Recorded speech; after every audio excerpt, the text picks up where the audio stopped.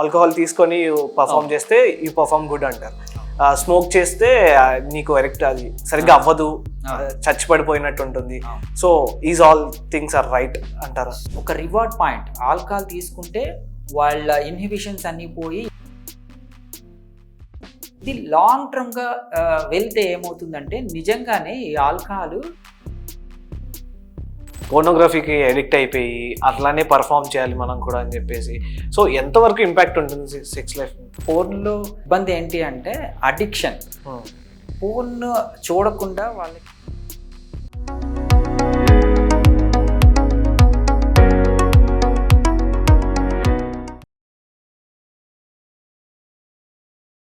Hi hello నమస్తే, this is Chandu. Welcome to treatment range hospitals. So ఈరోజు మన ముందు డాక్టర్ సునీల్ రెడ్డి గారు ఉన్నారు, సెక్సాలజిస్ట్. సో ఆయనతో మాట్లాడదాం. నమస్తే సార్. నమస్కారం సార్, కమింగ్ టు బాయ్స్, ఇప్పుడు ప్రజెంట్ జనరేషన్లో చాలా మంది బాయ్స్ చాలా వాటికి ఎడిక్ట్ అయిపోతున్నారు. Kind of smoking, drinking and also pornography.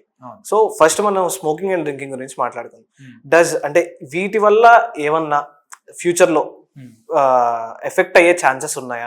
అంటే చాలా మంది అంటూ ఉంటారు, బయట జనరల్ టాక్స్ లో వస్తూ ఉంటాయి, స్మోక్ చేస్తే నీకు సరిగ్గా ఎడిక్ట్ అవ్వదు, ఆల్కహాల్ చేస్తే యూ పర్ఫామ్ గుడ్ అని చెప్పేసి చాలా మంది అంటారు. అంటే ఆల్కహాల్ తీసుకొని పర్ఫామ్ చేస్తే యూ పర్ఫామ్ గుడ్ అంటారు. స్మోక్ చేస్తే నీకు ఎడిక్ట్ అది సరిగ్గా అవ్వదు, చచ్చి పడిపోయినట్టు ఉంటుంది. So is all things are right అంటారా? So great. ఇది కొద్దిగా మనం క్లారిటీ ఏంటి అంటే, కొంతమంది ఆల్కహాల్కి అడిక్ట్ అయిన తర్వాత సిగరెట్ తాగి సెక్స్కి వెళ్ళే వాళ్ళు ఉంటారు.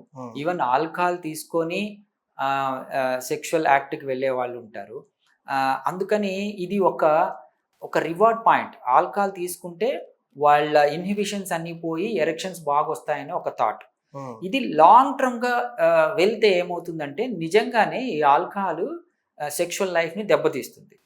So regular consumption of alcohol leads to erectile dysfunction. అందుకని ఈ అడిక్షన్స్ అన్నీ ఏవైనా, ఇప్పుడు ఈవెన్ స్మోకింగ్ కూడా, ఈ నికోటిన్ కూడా లాంగ్ టర్మ్లో ఏంటంటే ఏవైతే హార్ట్ అటాక్లు తెస్తుందో అదేవిధంగా అంగానికి రక్త సరఫరా చేసే ఇబ్బంది కూడా కలిగిస్తుంది. అందుకని స్మోకింగ్ కానీ అడిక్షన్స్ కానీ అవాయిడ్ చేయమని చెప్తాం. సార్, ఇందాక మీరు చెప్తున్నారు కదా పోర్నోగ్రఫీ, ఎడిక్షన్ ఆఫ్ పోర్నోగ్రఫీ, ఇది ఎంతవరకు ఇంపాక్ట్ ఉంటుంది అంటే లైక్ సెక్స్ లైఫ్ మీద? అండ్ ఆల్సో పార్ట్నర్స్ ఇద్దరి మధ్య కొంచెం డామినేషన్ కూడా చూపిస్తారని చెప్పేసి విన్నాను నేను. అంటే పోర్నోగ్రఫీకి ఎడిక్ట్ అయిపోయి అట్లానే పర్ఫామ్ చేయాలి మనం కూడా అని చెప్పేసి. సో ఎంతవరకు ఇంపాక్ట్ ఉంటుంది సెక్స్ లైఫ్? సో పోర్న్ అనేది ఒక సెక్స్ ఎడ్యుకేషన్ లాగా చూస్తుంటారు. యాక్చువల్లీ పోర్న్లో ఇబ్బంది ఏంటి అంటే అడిక్షన్. పోర్న్ చూడకుండా వాళ్ళకి ఎరెక్షన్స్ రావు చివరికి. సో ఈవెన్ రియల్ సెక్స్కి వెళ్ళినప్పుడు కూడా వీళ్ళు పోర్న్ చూసుకొనేసి హ్యాండ్ జాబ్ చేసిన తర్వాత రియల్ సెక్స్కి వెళ్తున్నారు. ఇది ఒక main problem.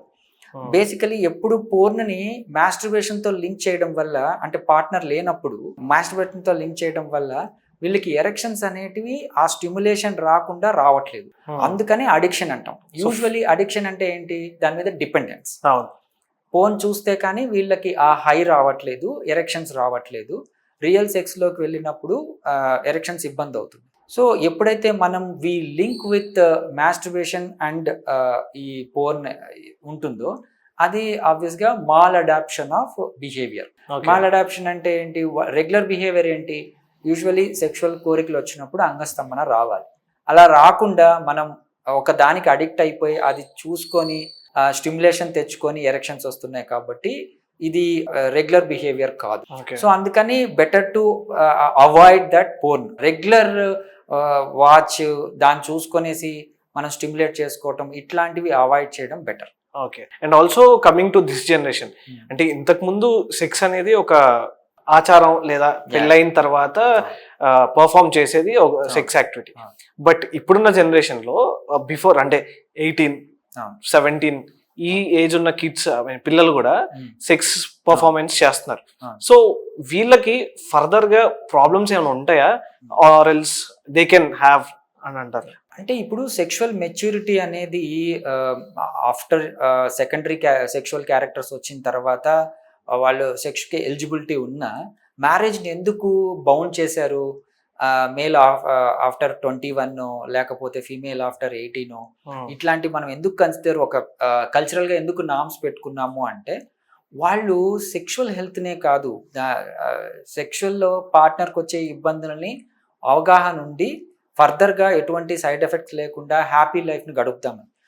Marriage before living relations ఇట్లాంటివి ఉన్నాయి. ఈవెన్ ఆఫ్టర్ మ్యారేజ్ కూడా కొంతమంది ఇలా కంటిన్యూ చేసే వాళ్ళు ఉన్నారు. ఎర్లీ ఏజ్ సెక్స్ అంటే యూజువలీ వాళ్ళకి మెచ్యూరిటీ లేకుండా ఈ సెక్షువల్లీ ట్రాన్స్మిటెడ్ డిసీజెస్ గురించి అవగాహన లేకుండా ప్లెయిన్ సెక్స్కి వెళ్ళినప్పుడు ఏమవుతుంది అంటే ఈ ఇన్ఫెక్షన్స్ వచ్చే ఛాన్సెస్ ఉంటాయి. అండ్ ట్రామా, చైల్డ్హుడ్ ట్రామా, వాళ్ళకి సడన్గా ఎరెక్షన్స్ రాకపోవచ్చు, సెక్షువల్ యాక్ట్ పూర్తిగా కంప్లీట్ చేయలేకపోవచ్చు. ఇది ఫర్దర్గా వాళ్ళకి ఎఫెక్ట్ పడుతుంది కదా, అరే నా సెక్షువల్ పర్ఫార్మెన్స్ ఇంతేనేమో అని ఒక భయంలోకి వెళ్ళిపోతారు కొంతమంది. సో ఈ అవగాహన ఎప్పుడు వస్తుంది అంటే అందుకనే ఈవెన్ శోభనం అంటే మొదటి రోజుకి కూడా ఇండియన్ కల్చర్ ప్రకారం ఒక ముహూర్తం పెట్టి ఎందుకు పంపిస్తారు అంటే దానికి ఒక అవగాహన, ఒక టైమింగ్, ఒక మెచ్యూరిటీ ఉండాలి అన్న థాట్ ప్రకారం. సో అందుకనే మనం ముందు మాట్లాడుకున్నట్టు బాయ్కి 21, గర్ల్కి 18 ఎందుకు డిసైడ్ చేస్తామంటే అప్పటికి వాళ్ళకి ఒక సెక్షువల్ మెచ్యూరిటీ అని వస్తుంది, ఈవెన్ రిలేషన్షిప్ మెచ్యూరిటీ వస్తుంది, ఈ happy sexual health life lead చేయడానికి ఒక క్లారిటీ ఉంటుంది. అందుకనే ఎర్లీ సెక్షువల్ యాక్ట్ని మనం అవాయిడ్ చేయడం బెటర్.